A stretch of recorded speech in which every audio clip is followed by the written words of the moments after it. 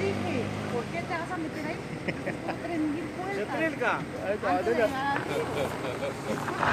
O sea, llama a alguien antes que el agua siga subiendo.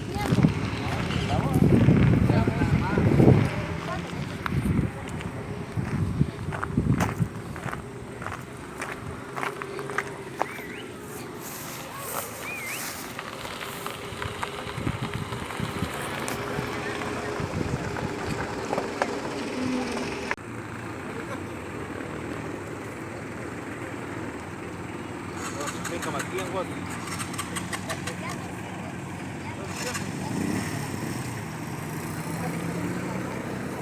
Seco.